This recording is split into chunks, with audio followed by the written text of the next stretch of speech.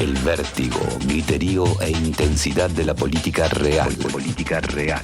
Traducida por Facundo Pérez. Facundo Pérez. En Barullo Político.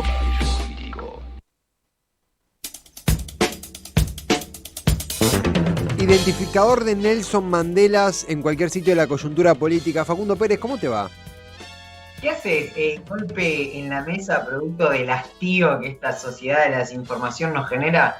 ¿Cómo estás? Muy bien. ¿Cuántas veces cuando pasabas por la puerta de mi cuarto escuchabas en repetición la pelea Casero-Majul? Fueron 7 en lo que fueron 2 minutos. Sí, doy fe que es así. Facundo, un poco lo hablamos en la apertura, pero tenés un talento, una beta, una pedagogía en la... Jamás. Sí, por supuesto que sí. Además en tantísimas cosas, en las artes dramáticas. Realmente pregunto, como estudiante, docente y entrenador de arqueros de lo referido a la actuación, ¿qué balance artístico haces de la performance de Casero? Performance no en sentido crítico, no en sentido de que fue mentira, pero actitudinal de Majul y de Casero. ¿Hay algo que extraer de ahí para un texto, para un libreto? Sí, yo creo que está bueno como en estas cosas nos concentramos, viste, mucho en lo ampuloso de la violencia de Casero, ¿no? Ese golpe en la mesa, esa cosa de levantarse, de gritar, de ir y volver, de las palabras sin sentido, qué sé yo. Total. Y hay otra violencia que ni siquiera llega a ser sutil, que también es muy importante, que es la de Majul, que es el verdadero villano, si vemos la narrativa de todo esto. No, esta cosa de invitarlo a Casero siendo chiquito, aparentemente indefenso, pero bardeándolo todo el tiempo al punto culmine de que lo imita de una manera burlona, grotesca. Claro que sí, Casero. Sí, Casero. Es lo que termina generando la erupción de lava volcánica de Casero. Totalmente. ¿Qué es la reacción? Vos eso lo ves reflejado. Cada vez que me decís que no hay internet, yo replico a Casero en casa. Sí. O cuando me decís que no lavé los platos o algo así, va de parte mía. Sí, trágicamente, en lugar de una mesa, una vez golpeé al portero del edificio, nada. Esperemos que esté bien, pero ya, nada. El tema para otro. Donde hay bardo, siempre un poco que ya es medio... ¿Qué para comer hoy? Hay interna al frente de todos. Lo interesante, por ahí para no ir dando vueltas sobre los dichos de Cristina y Alberto, que ya fueron bastante analizados, ya están siendo canalizados, hay un par de opiniones, piolas como para ir picando respecto a la nueva beta que tiene la interna, si querés, que es el coqueteo de Cristina con una aspiración presidencial. Hay gente que cuando sale a 2023 le encanta porque lo lleva adentro a hablar de elecciones. Hay gente que dice que no, que es una falta de respeto, falta muchísimo tiempo. ¿Vos dónde te ubicás? ¿De qué lado estás a la hora de hablar de elecciones a más de un año de las mismas?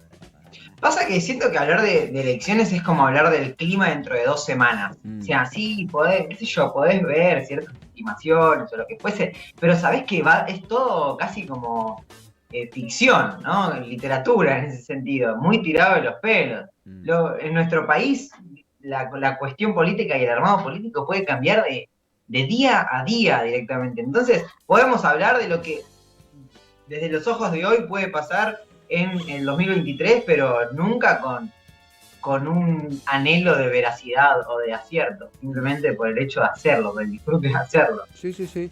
Lo jugoso que pasó, creo que solamente una sola vez en la historia y salió mal, pero de tener un binomio presidencial, espero no estar olvidándome de nadie, con potenciales aspiraciones presidenciales iguales en la elección siguiente. Por ahí la excepción es Cristina y Cobos en 2007-2011, donde Cobos coqueteó con una candidatura en 2011 que nunca sucedió, pero que había una ruptura. Estoy pensando después más adelante, porque Perón y Quijano no. Perón e Isabelita en un contexto muy diferente. Y después ni Alfonsín, ni Menem. No. ¿Quién fue el primer vicepresidente de Menem? Dualde. ¿Pero vos decís para presidente Dualde? Y yo creo que sí, Dualde se intentó, tuvo aspiración presidencial, Dualde. Sí, claro. No, sí, pues te lo tomo. Duraron 2 años y fue gobernador. Dualde, Cobos y después, Vudú, Michetti, Rucauf. Sí, me parece que habría que remontarse a los primeros presidentes, tipo del siglo XX argentino, para encontrar algún ejemplo. Claro, de los con pistolas y eso, ¿no? Con pistolas, barbas, menos derechos. Claro, se da esa situación particular acá, que sin barba, sin pistola, esperemos, y con bigotes, ambos podrían tener aspiraciones para el 2023. Hay una nota, yo igual, tomando lo que vos decías, esto de falta un montón, está esta cosa de el tremendismo político. Me acuerdo que pasó mucho en 2017 cuando pierde Cristina, con los bolsos de López en 2016. Tantas veces esto de, chau, perdí, ya está completamente perdido. Lo que no me había pasado nunca, lo comparto con vos como pregunta, es desde las, según cuentan algunos comunicadores, desde las internas del gobierno, que hayan partes que asuman la derrota o que laburen pensando en evitar la derrota más que abordar a la victoria. No sé si me explico, no sé si se llama pesimismo para sintetizarlo. Sí, termina siendo todo como un trazo muy grueso, ¿no? Pensá en antes de las PASO del 2021. Todos trabajaban pensando en una victoria justa, pero una victoria, como se daba por sentada la victoria del peronismo en la provincia de Bertón, en la provincia de Buenos Aires. No sucedió. Y después de las PASO era, bueno, todos trabajan pensando en una futura derrota. Tampoco terminó de suceder del todo en la provincia de Buenos Aires. Ahora también es como se asegura una derrota para 2023. Creo que es eso, la necesidad de tener lecturas cerradas, de la ansiedad de la información antes del suceso, que bueno, está buenísimo, hagámoslo, charlemos de eso, sí, se trata de eso. Pero de ahí a tratarlo como una verdad, a tratar de hacer futurología, es difícil. Hoy parecería difícil, hoy las encuestas le dan para abajo al gobierno, pero es como si te dijese en un año no mundialista si Argentina puede ser campeón del mundo, y hay que verlo más cerca del mundial. En ese sentido también, Facu, hay una nota muy piola de Diego Genud en La Política Online, se titula Cristina ya hizo el duelo. Te leo un párrafo como para ponernos todos en la misma línea y lo debatimos. Sí.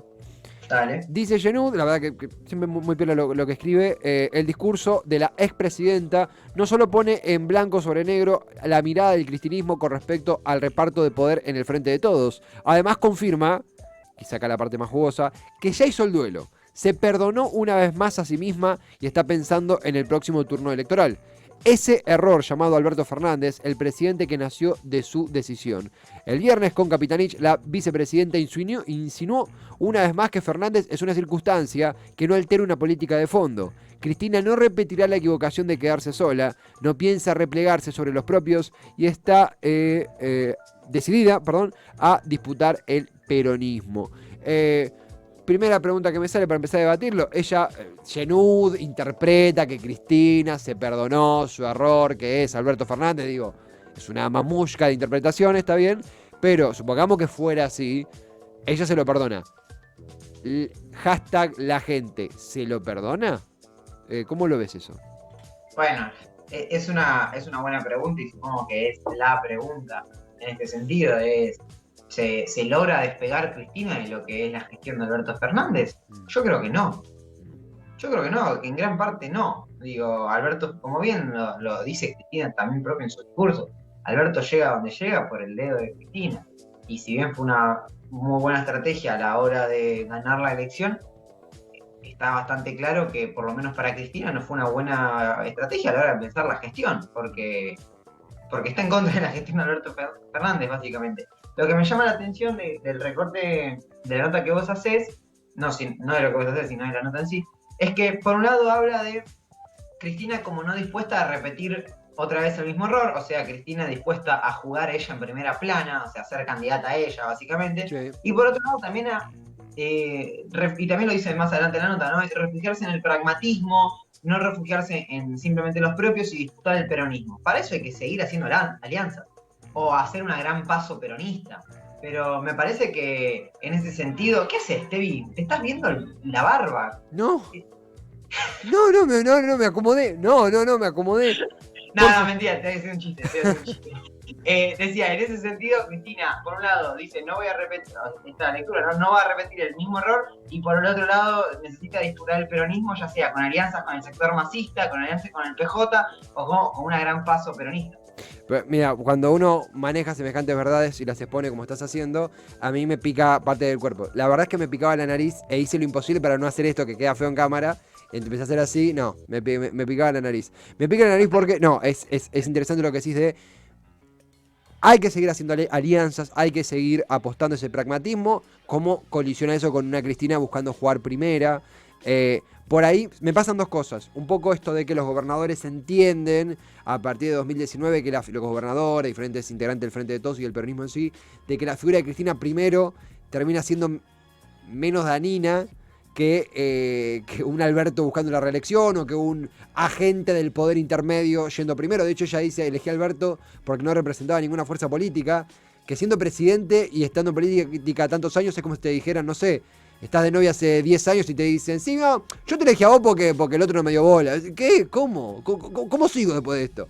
Pero más allá de eso, hay un factor que es el factor Lula da Silva que me gustaría charlar en un toque, pero porque hay algo de lo que pasó con Lula, con Gerardo Alquim, que pica en esto, quedará para hoy o para la próxima, pero lo que me quiero centrar en un toque acá es qué cosa la política del desapego, qué cosa que Alberto se despegaba del núcleo duro del kirchnerismo porque era una opción más intermedia para quienes eran medio alérgicos al kirchnerismo más duro y era una opción más de centro para disputar y para quedar bien en ciertos círculos. Ahora Cristina se despega de Alberto, Massa fue una persona que se despegó mucho y volvió, Massa se despega de Alberto para hacer buenas migas con Cristina, qué sé yo, no he visto casos de despego en el albertismo, digo, ningún miembro albertista se despegó muy abiertamente de Alberto, pero siento que un poco se devalúa un poquito el debate, no porque la gente se arrepiente de conformar una alianza, que está en todo su derecho de hacerlo, pero fue muy poco tiempo y fue en el gobierno,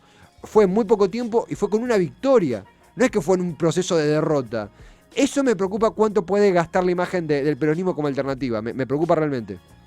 Sí, y suma esto que decís vos, que en este caso también hay una novedad, que si bien hay un despegue, es un despegue discursivo, o bueno, sí, en algunos hechos, pero digo, no se rompe la coalición, ni la oficialista ni la opositora, porque en la oposición también tenés miradas muy antagónicas, y Carrió despegándose de Bullrich, y Laspina diciendo que hay que pensar en Milei, y Larreta, no sé, como diferentes cosas, pero nunca se rompe la coalición. Por eso, algo que tanto decimos nosotros, que es como cada vez aparecen más fuertes las coaliciones políticas, como necesidad para ganar elecciones, que quizás van en detrimento de la gestión, o por lo menos así empieza a aparecer en el frente de todos.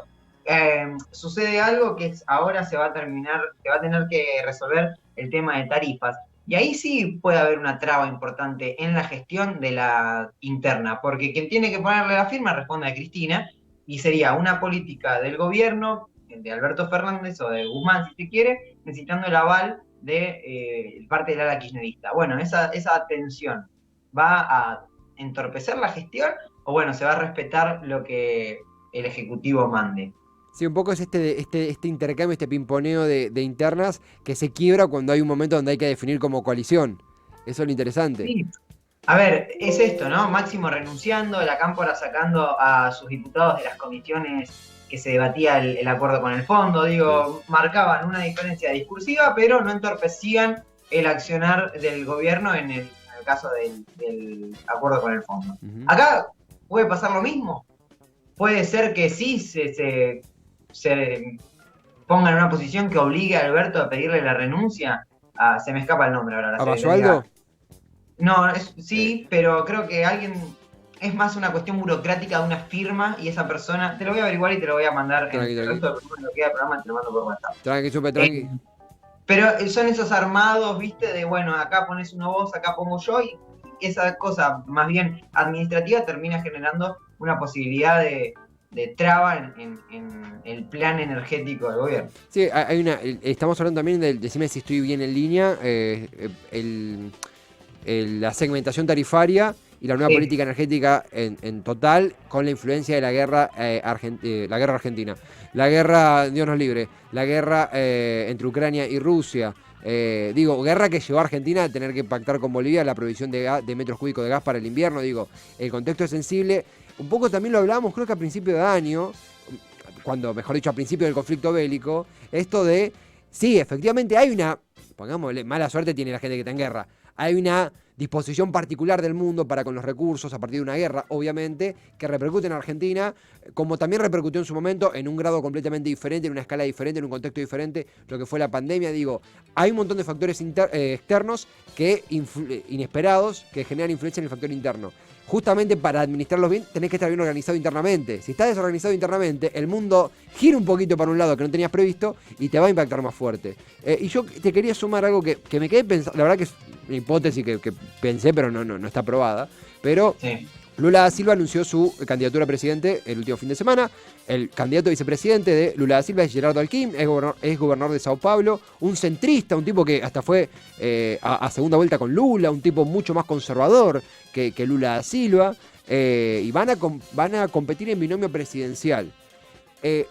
A este antecedente se le suma que, sin poder hacerlo por límites judiciales, Rafael Correa aspiró a ser el vice de Arauz, en la elección que luego Arauz perdió con Lasso, pero hubo una táctica de cristinearla en sintonía con un frente de todos que no estaba tan deshilachado como está ahora. Estamos hablando de las elecciones ecuatorianas del año pasado. No había la interna que había ahora, no se había perdido la elección. Correa aspiró a eso. Yo creo que Lula pudo haber tenido, seguramente tuvo un ojo en Argentina, viendo cómo se desenvolvió el binomio Fernández-Fernández, hasta que suena raro decirlo, porque ya quedó como en el pasado la terminología de Fernández-Fernández, y se colocó por encima de Gerardo Alckmin. Está bien, Bolsonaro tiene peor imagen que Macri, hay un montón de factores que suman. Creo que Cristina, viendo la posibilidad de que Lula sea electo, encabezando la fórmula, después de todo lo que pasó sobre Lula, llegando a ir preso, y con un pueblo brasileño bastante adormecido cuando él cayó en cana, hay que decirlo también, dice, bueno, con muchos menos cosas en contra podemos replicar esto acá. No sé, me moviliza un poco esta fórmula de Lula y cómo Cristina la piensa para aplicar algo de eso en 2023. Sí, y te sumo esto que decís, un off que trae Iván Jabrowski en Cenital, en su newsletter, que es que Lula le habría hecho llegar es la primera vez que utiliza un condicional en el barullo, por lo menos de hoy. Le habría hecho llegar un mensaje a Alberto Fernández diciendo algo así como: no voy a ganar para gobernar con Macri, como pónganse las pilas, ¿no? Como algo de eso. Claro, tipo, es increíble cómo la interna se repercute lo que pasa afuera y también te la ordenan desde afuera. Es muy bueno lo de Lula que sintetiza: no quiero ganar para gobernar con Macri. Con Macri o con Larreta o con otro. Sí.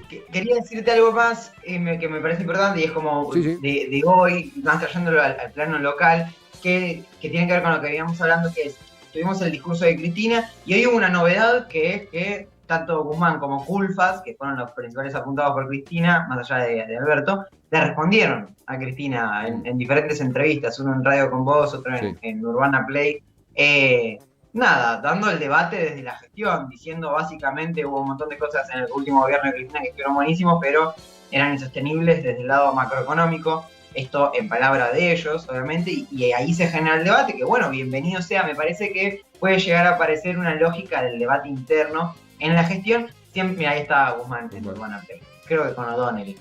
Estoy casi seguro. María O'Donnell. María O'Donnell, sí. Bueno, a lo que voy es, bienvenido sea el debate siempre y cuando esto no genere trabas en la gestión, sino que sean para mejor. Y también por otro lado, esta lógica ahora, por ejemplo, de Máximo, llevando un proyecto al Congreso, en la arena legislativa, pidiendo que se adelante la actualización del salario mínimo vital y móvil por esto de la guerra que vos decías. Digo, hay una guerra que subió, inesperada, ¿no? Y que subió los precios de los alimentos. No podemos seguir atrasando el piso del salario mínimo vital y móvil. Bueno, Guzmán también opina eso, diciendo sí, es cierto, pero no es el Congreso el lugar para darlo, sino el Consejo de Salario. Y el debate empieza a tener dos voces, ¿no? Y no tanto una, que era la más kirchnerista. El tema es que el Consejo de Salario, más allá de que debe cumplir con su rol, es muy importante que esté constituido, pero está desapegado de la opinión pública, aparece solamente en primera plana cuando anuncia un salario que no corresponde a la inflación, está muy arraigado, si bien tiene diferentes entidades detrás, pero yo creo que terrible frase de Moroni del mejor salario es el que se puede pagar, estas actualizaciones periódicas que son insuficientes. Digo, si fuera un terreno que nos hubiera dado más alegría que tristeza, Guzmán tendría quizá, no sé si el ancho de espada, pero el ancho de basto en colocar el debate por el salario allí. Pero cuando eso no responde, es entendible que el Congreso, que son estos representantes, quieran actuar. Digo, es lo lógico. Máximo tomó el guante, nobleza obliga, pero es interesante cómo se va a desenvolver ese debate. Y de vuelta, algo que siempre charlamos acá, es muy difícil que salga del frente de todos y te opongas a que aumente el salario. Es letal casi para la opinión pública. Es interesante eso. También algo que quería compartirte. Tengo una perlita para cerrar. Vos tuviste una off, yo tengo una pero no sé dónde conduce. No sé ni por qué la digo. A ver. El rol de Basualdo hoy en energía, corregime si me equivoco, que choca con la política energética del ministro Martín Guzmán, donde podemos decir Martín Guzmán tiene una mirada en comparación con Basualdo más corporativa o menos empática con ciertos sectores. Digo, le estoy tirando un poco a Guzmán, pero para entender la lógica de Basualdo.